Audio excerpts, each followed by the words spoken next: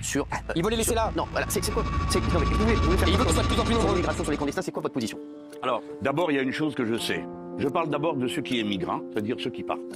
On ne part que dans la douleur. Personne ne part par plaisir. Et c'est d'autant plus difficile aujourd'hui que c'est extrêmement risqué. Beaucoup de gens meurent en route. La Méditerranée est le plus grand cimetière du monde. Il y a 30 000 personnes là-dedans. On évalue à peu près à ce chiffre-là. Par conséquent, il me semble, moi, que la première des politiques, c'est faire ce qu'il faut pour que les gens aient pas besoin de partir. Ça veut dire qu'on évite les expéditions militaires inconsidérées. Ça veut dire qu'on évite les accords commerciaux tellement déséquilibrés. Je vous donne quelques exemples tout simples. L'Union européenne rachète les droits de pêche au large de toute une série de pays d'Afrique. Si bien que quand passent les chaluts, qui ramassent absolument tout, tous ceux qui vivent de la pêche côtière ne peuvent plus en vivre. Et donc, s'en vont de leur modeste petit village vers la ville, où les gens s'empilent et n'ont d'autre avenir que de s'en aller.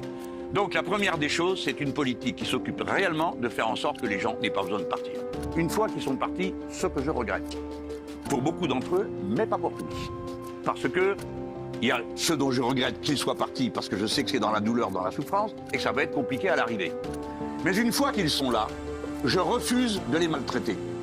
Je déclare que je les traite humainement. Et j'ajoute que je suis partisan du regroupement familial parce que je crois qu'un homme ou une femme qui a émigré, ensuite se comportera d'une manière plus facile avec la société s'il assume la responsabilité de sa famille, de ses enfants qu'il faut envoyer à l'école, ce qu'ils font le plus souvent, etc., etc., et de leur futur collectif. Et puis après, il y a ceux dont j'estime qu'il n'y en a pas assez. Oui, en effet, je suis pour qu'il y ait un plus grand nombre d'étudiants francophones qui viennent dans les universités françaises. Pourquoi ? Parce que nous, Français, nous ne sommes pas assez nombreux pour relever tous les défis que nous avons à relever dans les sciences, dans les techniques. Et plus il y aura d'intelligence, mieux nous nous porterons. La preuve, c'est qu'aujourd'hui, un très grand nombre de médecins qui font la pointe de la médecine dans notre pays sont des gens qui viennent d'Algérie, qui viennent de l'Afrique, et heureusement qu'ils sont là, parce que sinon, il n'y aura personne.